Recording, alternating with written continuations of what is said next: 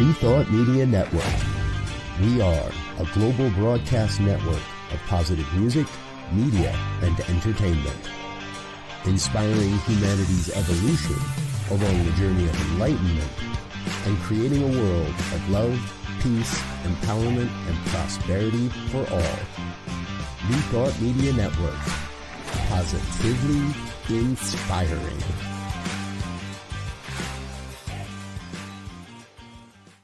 New Thought Media Network proudly presents the 2025 season for Nonviolence Meditation Series, January 31st through April 4th. Embrace nonviolence every day with our 64 unique video meditations. Join us at 6 a.m. Mountain Time or watch anytime on our YouTube channel. Featuring a collection of New Thought voices, the 2025 season for Nonviolence Meditation Series. Only on New Thought Media Network. January 31st through April 4th. Join our celebration of Black History Month. Only on New Thought Media Network. New videos every day at 6 a.m. Eastern Time or watch anytime on our YouTube channel.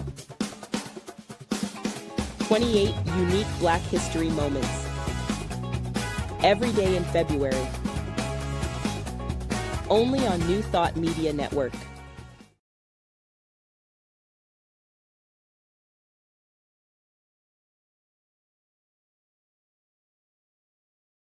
Thanks for watching The Inclusive Church.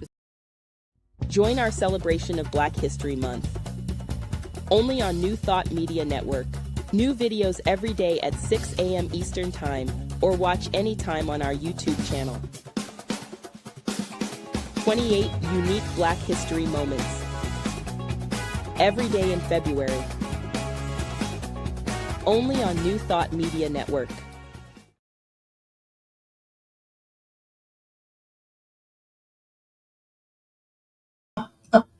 Hey everybody, Tracy Brown here. Ooh, I love doing live New Thought Media Network shows because you never know what's going to happen. And I never know really what I'm going to say. So I always expect to have some surprise, but then sometimes the technology surprises you as well. But here we are. And just in case this is your first time watching The Inclusive Church, let me introduce myself. I am Tracy Brown, the author of Stained Glass Spirit, Becoming a Spiritual Community Where Oneness Does Not Require Sameness. And the show, The Inclusive Church, gives us an opportunity every Tuesday at noon Mountain Time to come together and just think about, talk about, and recommit to having spiritual communities where we are committed to being inclusive and we explore what that really means. So often, sometimes people will say, well, why don't you call it the inclusive ministry? Or, we don't like calling our spiritual center a church. Well, I purposely chose to stay with church because I want to be part of the group of people who helps to reimagine church, not just as a building or a property, or a specific style of building with a steeple or with church bells, or right. But that really, when we admit and when we breathe into the reality that the church is the congregation, the church is the community, the church is the people who come together to share a spiritual tradition, to learn more about God, to teach one another how to apply the spiritual principles in everyday life. That's why I use church. And often when I say leaders in our churches, being inclusive, or these are ideas for leaders to implement, or here is a conversation a leader could have Sometimes people assume I'm talking only about ministers. While I do hope every minister is a leader, there is no church that can operate effectively without leaders who are both licensed and unlicensed, leaders who are involved in coordinating volunteer activities, leaders who are planning programs, leaders who are marketing and communicating and spreading the word. So, inclusive church is about helping people who are leaders in multi-ethnic, multicultural, and multi-generational spiritual communities have an effective ministry. That all of that is a mouthful, but what am I talking about today? So, if I were to summarize in one sentence what I want to share with you today, it would be this headline: The Wisdom of Black Women and Where It Intersects with Unity Principles. The Wisdom of Black Women and Where It Intersects with Unity Principles. And the reason this is my theme or my topic for today is partly because it's Black History Month, and there's a lot of wisdom that Black women have to share. Partly because a few days ago I participated on a panel at Unity of Houston, where we got the opportunity to really dive into how has the spiritual labor of Black women affected, impacted the Black community, but also all spiritual communities. And in the process of preparing for that, I kept coming up with these overlaps with universal spiritual principles in general and with some of the principles of the unity movement specifically.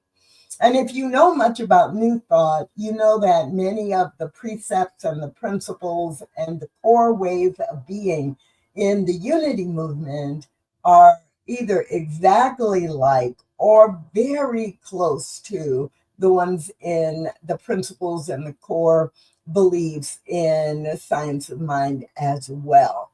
So even though I'm going to refer verbally to the unity movement, with some of the concepts I'm going to share with you and ideas I want you to think about.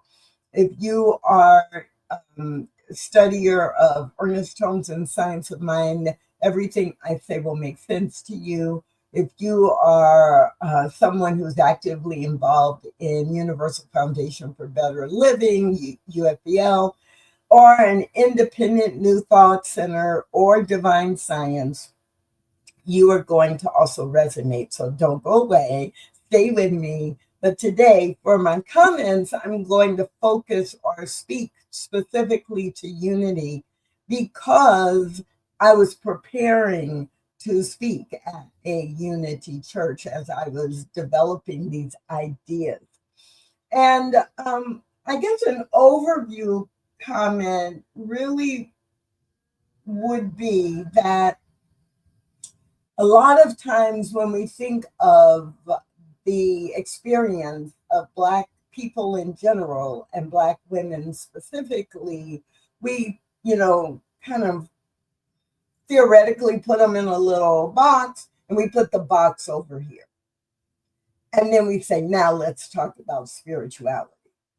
Or we put the box over here and then we say, but now we're talking about unity principles or science of mind principles. And even though we teach in all of metaphysics, we teach there's no duality, and we teach oneness, that we have a common source, so there are things that connect us all.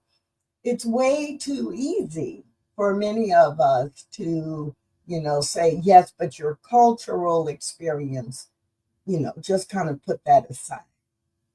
Obviously, if you are going to be a leader in an inclusive spiritual community, then you already know that you cannot ask people to box up their cultural experience and set it aside, because everything that you decide to do is reflective of cultural experiences. So I'm not going to get on my soapbox in this moment and talk about how often people of color, or how often people under the age of 50, or how often people who are experiencing something that's different from the norm of a church, how often they are expected to put that aside. And I feel myself wanting to talk about that, but focus, Tracy, focus.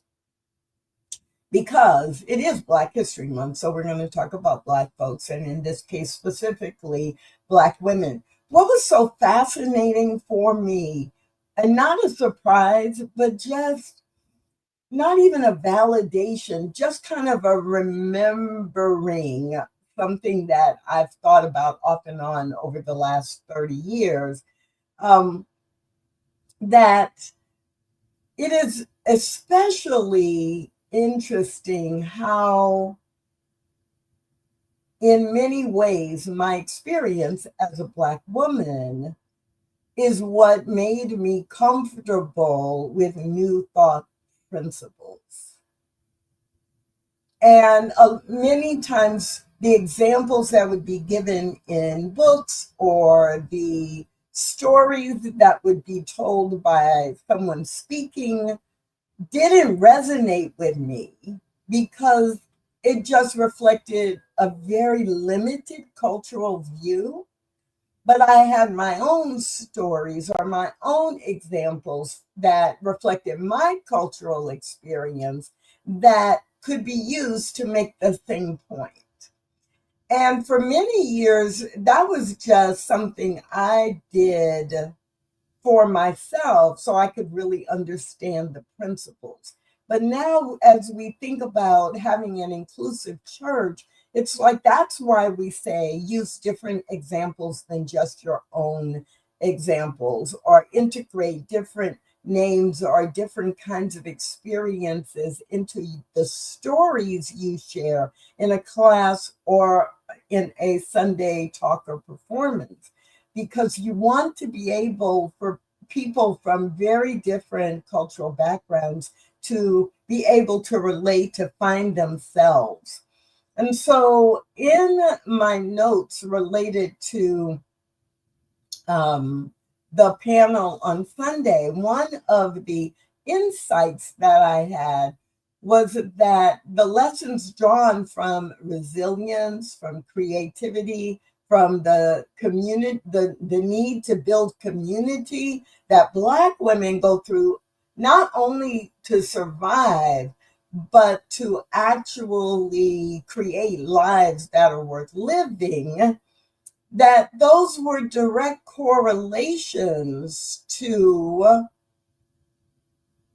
unity principles, like the emphasis on the power of thought. Thoughts are things, and we can think, what we think, we can then manifest. For the inherent divinity within each person, which is a basic premise of why we believe inclusion is so important, and that the transformative potential of aligning with that inner truth, that when I align with the truth of God, my life must unfold in a way that reflects Spirit's highest vision.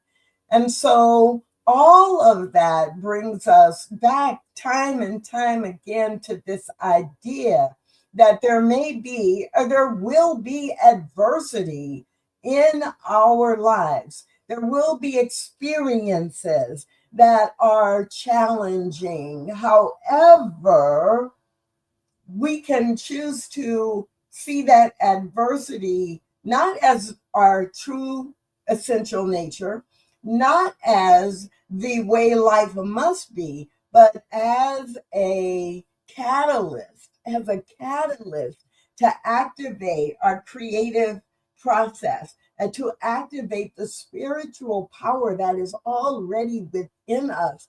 And the more I was thinking about this, as I was preparing to participate in this panel, the more examples came up. There were examples of people in the past, Harriet Tubman, Sojourner Truth, people who lived the principles that we teach, even though they were not new thought, even though they would not say they were a member of the unity movement or studying science of mind, but they lived these principles in such a way that it is undeniable that the principles themselves are universal. So I will quote Ernest Holmes or refer to Ernest Holmes in this context in the Sermon by the Sea and in other places, but most notably in Sermon by the Sea, when he talked about, it is up to us to live. He wrote or he created Science of Mind, but the Science of Mind movement really is all of us who go back and live it in our communities. Or I want to say it's in chapter 6, I think, where Ernest Holmes talks about and reminds us that it is one thing to master what is in the book. It's something else to live it, to practice it. And so the lives of Black women often have driven them to a place where you have to make a way out of no way, or you have to go within to find yourself, because all of the indicators outside, externally, in commercials, in magazines, in books, all of the external indicators are saying you are not worth anything, or the environment is hostile. And Black women have had to go within time and time again, not only to find their own truth and their own worthiness and their own place in a universe created by one source of life, but also to instill within their children, their family members, instill within others this same truth, this same wholeness. And so I'm going to share with you four concepts, 4 ideas that I think there is a link. There were many more, but these are the 4 that I'm going to highlight. So the first one is transforming thought into reality. Actually, I'll tell you about all 4 and then we'll talk about each one. Transforming thought into reality as a spiritual principle, and what we teach in New Thought, right? You can transform your thoughts into the experience that you are going to have in the world, right? We teach that. It's a foundational thought. And so when we think about the history of Black women in the United States over the last 400 years, this idea of resilience and creative resistance is a direct link. Like, I've got to transform my thoughts. I'm going to be resilient because I can bounce back from this, or I'm not going to take this lie in. And I have to control my own thoughts in order to know who I am, because I'm not going to be defined by this external story. Number 2, embodying inner divinity and self-determination. We get to determine who we are. And we teach that in New Thought and in metaphysics. It's a foundational unity principle. And so self-determination itself as a concept is something that has been modeled over and over and over by Black women and redefining what are the metrics that determine success, because I can't look outside of myself and get a reliable barometer of what success looks like. Number 3, community and collective empowerment. In the New Thought, we teach that, and we say how important it is that, yes, you are an individual expression, and everything you do also affects the collective. And in the Black community, when Black women have been experts at building supportive networks, both for their families and individual survival, but also for the survival and the thriving of the Black community. And then beyond that, everywhere that they go, this sense of I am a part of this community, or if I am a part of this community, I have a responsibility to help to make it better. And then number 4, the power of affirmative and positive thought. We do affirmations over and over again to retrain our subconscious and to really change us through positive thought. And there are examples after examples after examples of Black women taking a creative approach as a means of healing. And that is putting in, whether it's using the arts or literature or words, i.e. affirmations, to affirm that which is true, that heals that which has been broken or wounded or harmed in some way.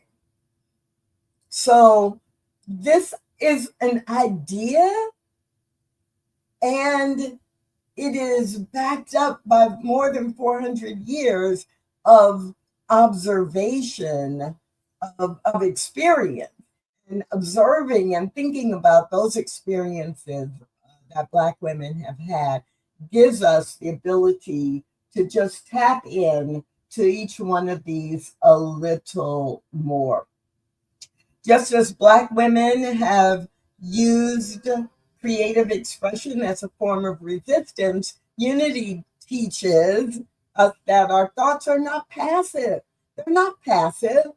Our thoughts are an active, creative force, and we use them to co-create that which we want to experience, whether it is a specific material thing or a form of being, a form of life. And so when we say change your thinking, change your life, we really are saying be resilient, think of a new way, be creative to resist whatever is pulling you down or blocking your path. And then when you change your thinking, of course, you change your behavior, your habits, and then you change the experience that you have. The second example is embodying inner divinity and self-determination, and how that correlates to self-determination and redefining success for the Black community as exemplified by Black women. And I don't know, it may not be this way anymore for young Black women and young Black men growing up, because society now in the first quarter of the 21st century is very, very different than it was 30 years, 40 years, 50 years ago and more. But in the past and over the last 300 years plus, there's just a norm that Black women needed to define success on their own terms, because otherwise many things would not have been invented and many people would not have survived, and the external limitations were great. And while things are better now, that sense of determining your self-worth and your self direction has been passed on from womb to womb to womb, from generation to generation to generation. So many Black women have that built into their psyche as well as their way of behaving in the world. I get to determine who I am. And isn't that a direct parallel to Unity's assertion that each individual is a spark of the divine, a spark of the perfection? And so the overlap or the continuity there really jumped out at me as I was reflecting and preparing to participate in that panel. The third one I want to share of the four is community and collective empowerment and building supportive networks. If you want people to come together and you want to actually tap into the resources that people have, then often, not always, but often you'd be smart to find a Black woman who knows how to bring people who are very different from one another together in order to move toward a common cause. And it's not intellectual. There is a feeling of trust that must be developed. There is an example of respect that must be shown. And often Black women do this not even knowing they know how to do it. It's just a way of being because of generation after generation after generation of needing to do this, partly for survival of an individual family or the Black community, and partly because Black women, even though there were limitations, were often in roles where they either had to teach or they were raising the children of the families they worked with. So they had to be able to bring different things to different situations, and different cultural norms had to apply for different people and different things. And so how does that relate to the unity concepts or new thought considerations? The idea that we are nurturing our inner being, that we are using affirming thoughts and we are healing within in order to then heal communities, bring other people together so that we all can experience positive transformation. It's, at least for me, it seemed like, wow, that's a direct correlation. And how interesting it is to me that so much of that I didn't know I knew until I was slowing down enough to think about what are some of the ways being a Black woman reflects the intellectual or academic standards and basic principles that we teach in New Thought. And the fourth one that I'm going to highlight for you today is the power of affirmation and positive thought, creativity as a means of healing. We all have opportunities to heal, individually and collectively. And when we are seeking to change, especially in New Thought, right, we know the power of affirmations and we know to monitor and manage our thoughts. And so both with the historic patterns of Black women and with the basic principles of unity, both frames of reference actually share the conviction that affirming our inner truth leads to tangible, measurable, observable, experiential change. Even though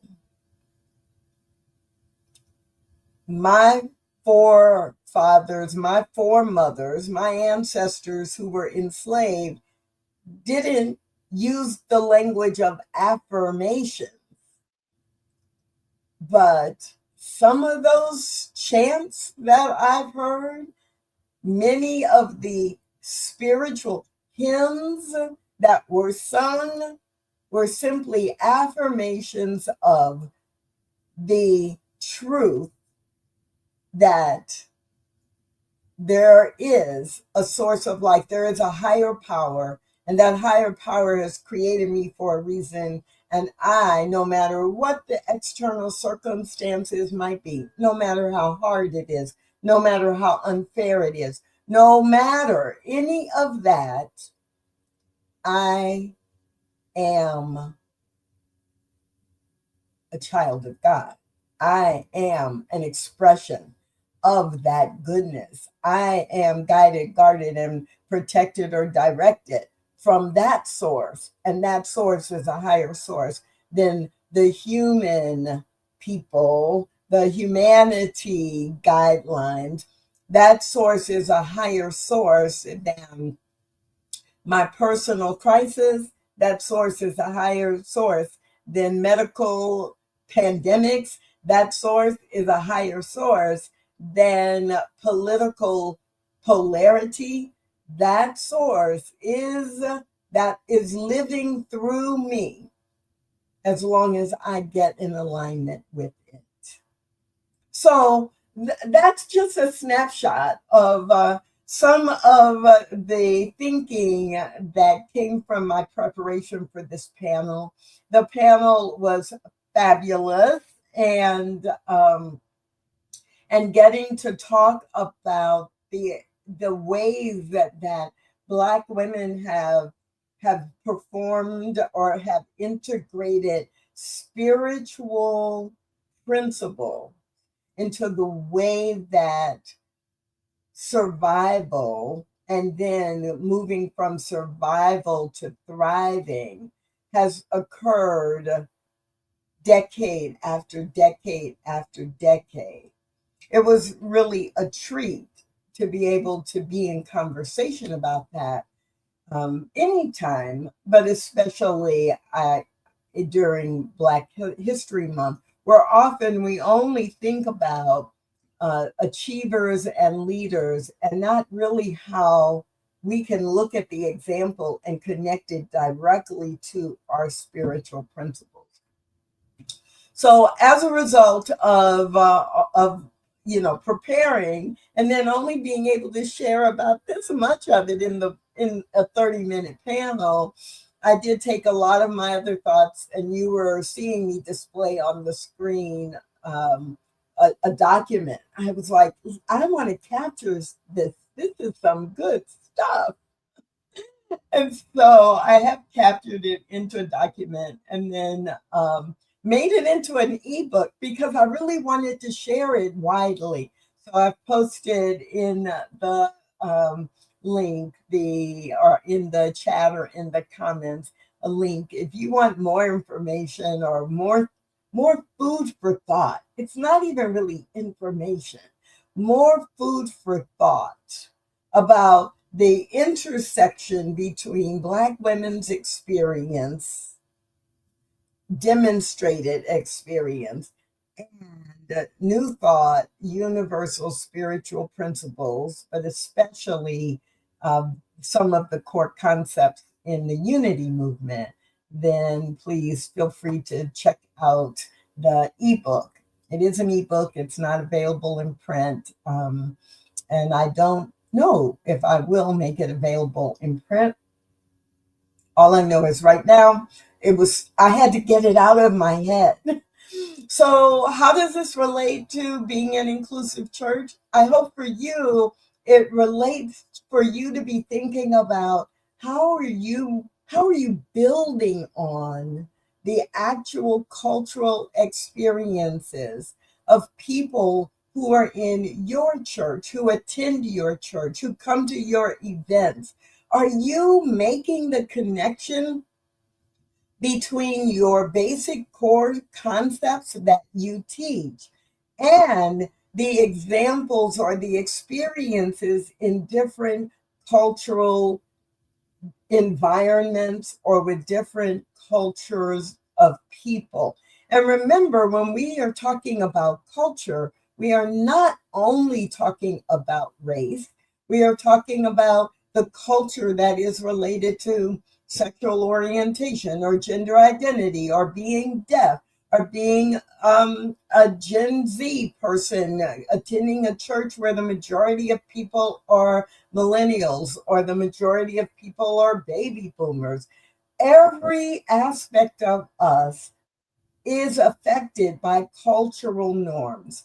And if we only use our own for telling a story or for making a point, then we're not truly being inclusive.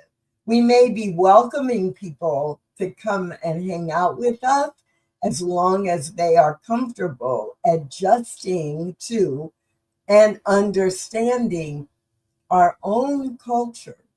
And this is what happens in many of the churches that are predominantly white, but want to be more open to people of color, or to churches that are predominantly attended by and participated in by people who are physically able to move and have mobility and have less experience accommodating people who are in a wheelchair or someone who is deaf or blind or someone who needs assistance with a walker.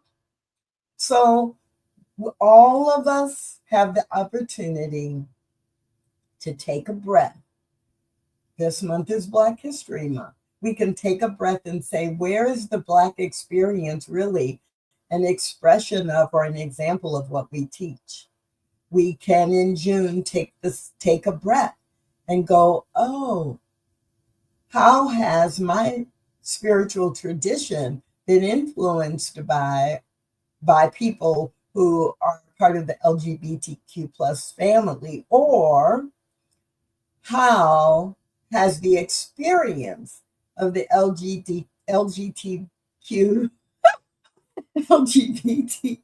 plus, I don't know what's going on with my mouth today.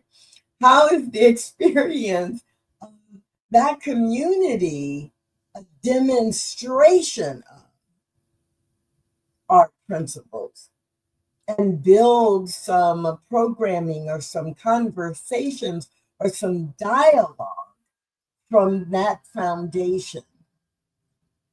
We can do that throughout the year. And hopefully what I've shared with you today just gives you some, and one example, and gives you some ideas of how you might take that example, not only for the information provided today, but how you can use it throughout the year. Okay, so that's it for today. This whole idea of looking at the intersection of the experience of Black women over the last 400 years and how it actually demonstrates the spiritual principles that we teach in New Thought. I hope it was helpful for you. I hope you got at least one idea that you can use and one thing to think about. My name is Tracy Brown, and I am back with you next Tuesday at noon Central Time for the Inclusive Church right here on the New Thought Media Network.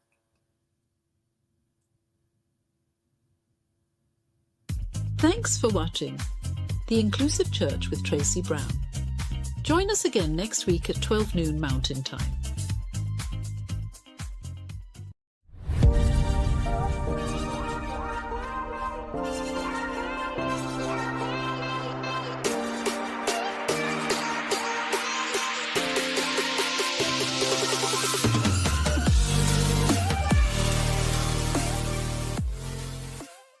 Join our celebration of Black History Month. Only on New Thought Media Network. New videos every day at 6 a.m. Eastern Time, or watch anytime on our YouTube channel. 28 unique Black history moments. Every day in February. Only on New Thought Media Network.